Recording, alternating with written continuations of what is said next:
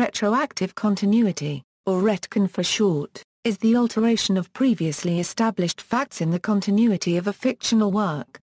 Overview: there are various motivations for retconning. The changes may occur to accommodate sequels or derivative works, allowing new authors or creators to revise the diegetic history to include a course of events that would not have been possible in the story's original continuity. Retcons allow for authors to reintroduce popular characters and resolve errors in chronology. Retcons are common in pulp fiction, especially in comic books published by long-established publishers such as DC and Marvel. The long history of popular titles and the number of writers who contribute stories can often create situations that demand clarification or revision. Retcons also appear in manga, soap operas, serial dramas, movie sequels, professional wrestling angles, video games, radio series, and other forms of serial fiction. Science fiction writers are occasionally confronted with new scientific developments which disprove assumptions made in a previous story or book. Etymology: the first published use of the phrase retroactive continuity is found in Algernon Frank Tupper's 1974 book The Theology of Wolfhart Pannenberg. Pannenberg's conception of retroactive continuity ultimately means that history flows fundamentally from the future into the past, that the future is not basically a product of the past. The first known printed use of retroactive continuity referring to the altering of history within a fictional work is in All-Star Squadron No. 18 from DC Comics. The series was set on DC's Earth 2, an alternate universe in which Golden Age comic characters age in real time. All-Star Squadron was set during World War II on Earth 2. As it was in the past of an alternate universe, all its events had repercussions on the contemporary continuity of the DC multiverse. Each issue changed the history of the fictional world in which it was set. In the letters column, a reader remarked that the comic must make you, the creators, feel at times as if you're painting yourself into a corner, and, your matching of Golden Age comics history with new plotlines has been an artistic success. Writer Roy Thomas responded, "We like to think that an enthusiastic all-star booster at one of Adam Allen's creation conventions in San Diego came up with the best name for it a few months back. Retroactive continuity. Has kind of a ring to it, don't you think?" The term then took firm root in the consciousness of fans of American superhero comics. At some point, retroactive continuity was shortened to retcon, reportedly by Damian Cugley in 1988 on Usenet. Hard evidence of Cugley's abbreviation has yet to surface, though in a Usenet posting on August 18, 1990, Cugley posted a reply in which he identified himself as the originator of the word retcon. Cugley used the neologism to describe a development in the comic book saga of the Swamp Thing, which reinterprets the events of the title character's origin by revealing facts that previously were not part of the narrative and were not intended by earlier writers. Types. Addition equals. Some retcons do not contradict previously established facts but instead fill in missing background details, usually to support current plot points. Thomas referred to retroactive continuity in this sense, as a purely additive process that did not undo any previous work. Such additions were common in All-Star Squadron. Kurt Busiek took a similar approach with Untold Tales of Spider-Man, a series which told stories that specifically fit between issues of the original The Amazing Spider-Man series, sometimes explaining discontinuities between those earlier stories. John Byrne utilized a similar structure with X-Men, The Hidden Years.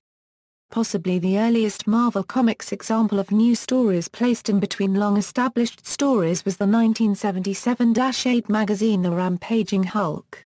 In The Godfather Part 2, the character Frank Pentangeli is introduced as an old friend of the family though he is not referenced in the first movie. Similarly, Don Altbello is one of the old-time Dons, though he is not mentioned until The Godfather Part 3. Neither addition affects the plot line of the previous films. A similar concept is that of secret history, in which the events of a story occur within the bounds of already established events, revealing different interpretations of the events. Some of Tim Powers's novels use secret history, such as Last Call, which suggests that Bugsy Siegel's actions were due to his being a modern-day Fisher King.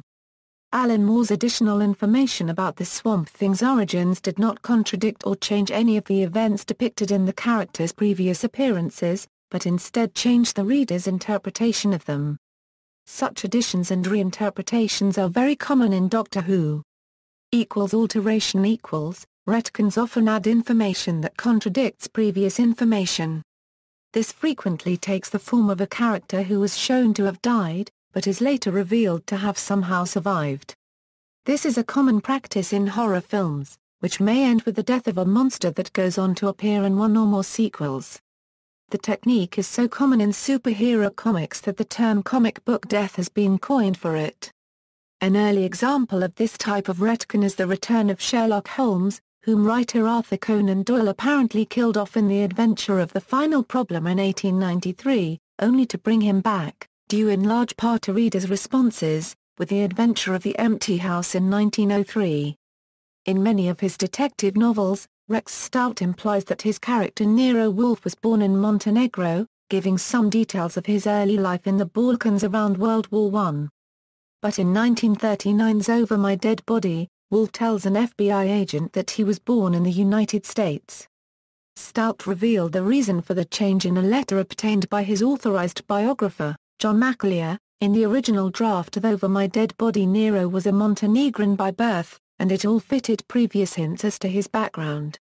But violent protests from the American magazine, supported by Farrar and Reinhardt, caused his cradle to be transported 5,000 miles.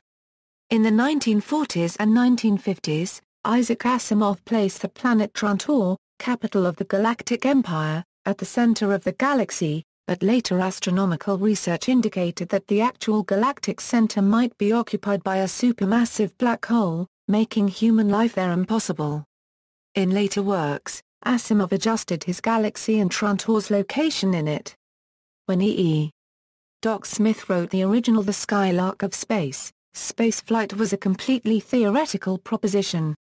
However, the last book of the series, Skylark Duquesne, was written in 1963, when the United States and the Soviet Union were involved in the space race. Smith adjusted accordingly the past of his series, mentioning an American base and a Soviet one being established on the Moon prior to the protagonist's Eton discovering faster-than-light flight. Alan Moore's retcons often involve false memories. He has used this technique in the Marvelman series and Batman, The Killing Joke. The 1978 TV series Dallas annulled its entire Season 9 as being just the dream of another character, Pam Ewing. This was done in order to offer a supposedly plausible reason for the major character of Bobby Ewing, who had died on screen at the end of Season 8, to be alive after actor Patrick Duffy wanted to return to the series. This season is sometimes referred to as the Dream Season, and was referred to humorously in later TV series such as Family Guy. Marvel Comics' Beyonder was originally stated to be omnipotent and the most powerful being in Marvel Universe, coming from Beyond Realm. However, after his creator, Jim Shooter, left Marvel, writer-editor Tom DeFalco retooled the Beyonder, diminishing his power greatly. He was no longer omnipotent, as certain other cosmic entities were retroactively vastly upgraded to transcend the scale of infinity that the character worked on. Even after this, Beyonder was still one of the most powerful beings in Marvel, with several characters exceeding him. Subtraction unpopular or embarrassing stories are sometimes later ignored by publishers, and effectively erased from a series' continuity. Later stories may contradict the previous ones or explicitly establish that they never happened. An unpopular retcon may itself be retconned away, as happened with John Byrne's Spider-Man, Chapter 1. Related concepts, retroactive continuity is similar to, but not the same as, plot inconsistencies introduced accidentally or through lack of concern for continuity. Retconning is done deliberately. For example, the ongoing continuity contradictions on episodic TV series such as The Simpsons reflects intentionally lost continuity, not genuine retcons. However, in series with generally tight continuity, retcons are sometimes created after the fact to explain continuity errors, such was the case in The Flintstones, where Wilma Flintstone was mistakenly given two separate maiden names, Pebble and Slagoople, over the course of the series. Upon discovering the discrepancy, the producers settled on Slagupal, and retconned it into later series in the franchise. Retconning is also generally distinct from replacing the actor who plays a part in an ongoing series, which is more commonly an example of loose continuity rather than retroactively changing past continuity. The different appearance of the character is either ignored, or explained within the series, such as with Regeneration in Doctor Who, or the Oracle in The Matrix Revolutions. Sometimes, there are referential, inside jokes on actor changes in the show, such as the case with My Wife and Kids and Roseanne, where a daughter was played by two actresses. It also differs from direct revision. For example, when George Lucas re-edited the original Star Wars trilogy, he made changes directly to the source material, rather than introducing new source material that contradicted the contents of previous material. Retconning is not the same as a reboot or reimagining which completely discards the original timeline, such as in Battlestar Galactica. However, there have been partial reboots of franchises where the core of the franchise is still canonical but the expanded universe is relegated to a secondary continuity which, while not completely invalid, is subject to revision and critical review. Robotech is an example of this. With the release of the 2006 sequel film Robotech: The Shadow Chronicles, Harmony Gold established that only the original 1985 animated series and the 2006 sequel film are considered canonical, relegating the aborted Robotech 2, The Sentinels, comics, and novels from the 80s and 90s to secondary continuity and, if elements are used from them, they are subject to selective revision and updating as appropriate to mesh with future canonical productions and to prevent conflict with the original animated series. While the Jack McKinney Robotech novel End of the Circle is evidently no longer canon, the prequel comic Robotech, Prelude to the Shadow Chronicles establishes that the general storyline of the Sentinels still occurred in some fashion but various elements, including the timeline, specific unfolding of events, and some characterizations are different from what was previously depicted in earlier comics and novels.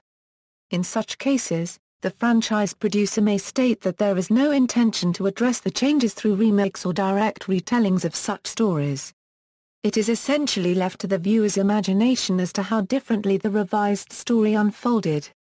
See also: Backstory, Cousin Oliver Syndrome, Fix-Up, Historical Revisionism, List of retcons, Plot hole, Prequel, Retronym. References. External links, Essay on Retconning by Eric Burns.